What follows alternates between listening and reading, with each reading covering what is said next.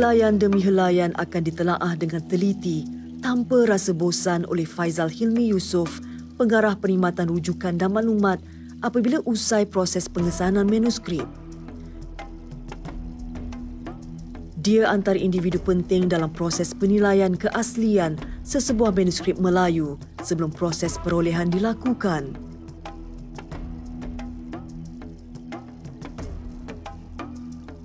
Dengan pengalaman lebih 2 dekad menyelami karya-karya berharga ini, dia kini diberi tugasan mengkaji manuskrip Tok Janggut secara mendalam. Ia bagi menghasilkan polemik baharu selepas kebangkitan semangat patriotisme di kalangan rakyat Malaysia. Ini susulan filem Mak Kilau atau nama sebenarnya Muhammad Khatib Rasul Abdul Salam, pahlawan terulung negara. Usai saja proses pengesanan, penilaian dan perolehan sesebuah manuskrip Melayu dilakukan, maka bermulalah pembedahan oleh doktor buku. Mereka perlu merawat setiap luka pada khazanah negara ini sebelum diletakkan di tempat penginapan baharu. Tempoh yang diambil bergantung kepada kecederaan yang dialami.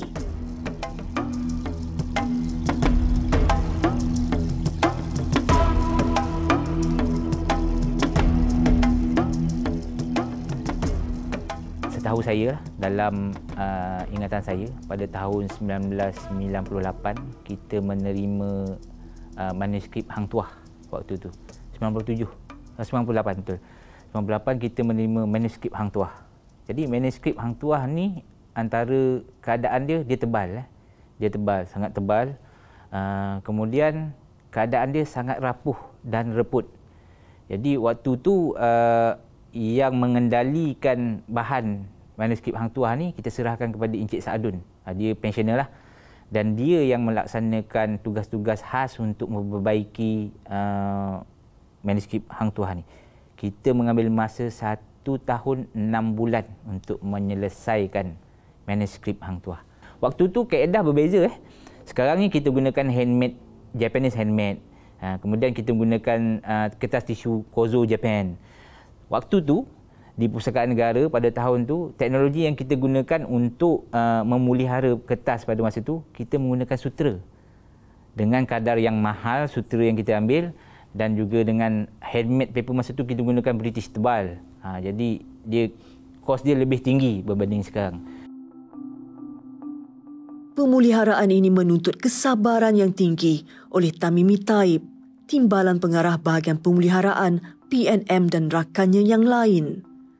Adakala mereka perlu berdepan dengan risiko bahan kimia yang boleh mendatangkan kesan sampingan kepada kesihatan diri sendiri. Kalau melalui proses yang memula sekali kita terima tu, kita tengoklah keadaan bahan. Kalau terlalu reput, maksudnya kita kena buat secara tradisional. Secara tradisional ni maksudnya menggunakan tangan daripada A sampai ke Z. Jadi kalau kita lihat daripada bahan tersebut, kita boleh anggarkanlah apa yang kita perlu laksanakan. Proses dia tu panjang.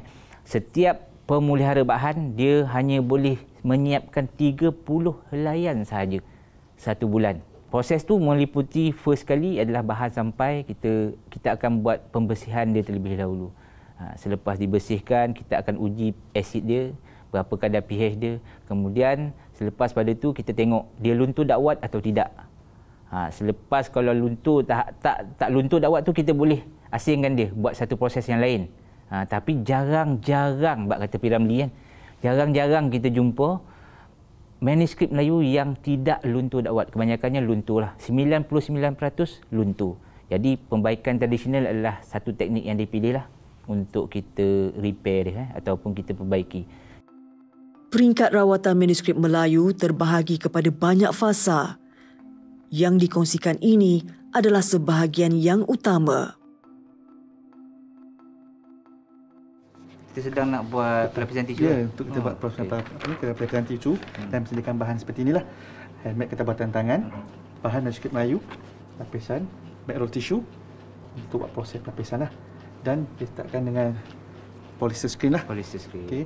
Sebelum kita mulakan proses penyapu perekat CMC, carboxymethyl cellulose. Tisu ni akan menunjukkan jangka hayat manuskrip tu setahun ataupun 5 tahun, bergantung kepada cara penjagaan manuskrip Melayu lah. Jadi matte roll tissue juga kita sebagai penguat kan. Ya. Penguat pada serat kertas tu. Jadi dia biar akan cantum dan kemudian kita akan teruskan dengan proses yang lain. Proses yang lain. Proses meletakkan blotting paper di atas permukaan, proses print untuk menyerap kelembapan. Okey, supaya dia serap lembab. Seterusnya melakukan proses meletakkan roller di atas permukaan untuk meratakan tisu-tisu yang ada di atas permukaan bahan manuskrip. Kita pisahkan blotting paper secara perlahan.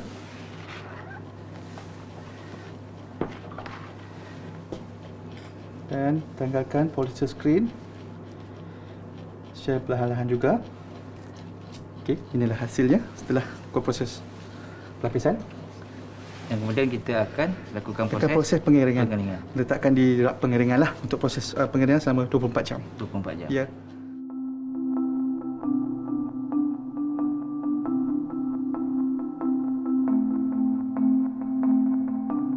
So kita akan kikis ataupun scoring pada setiap bucu bentuk bahan tersebut lah. Ini bahan yang minimal yang tidak rosak teruk. Jadi senanglah sikit cara kita untuk buat scoring ni.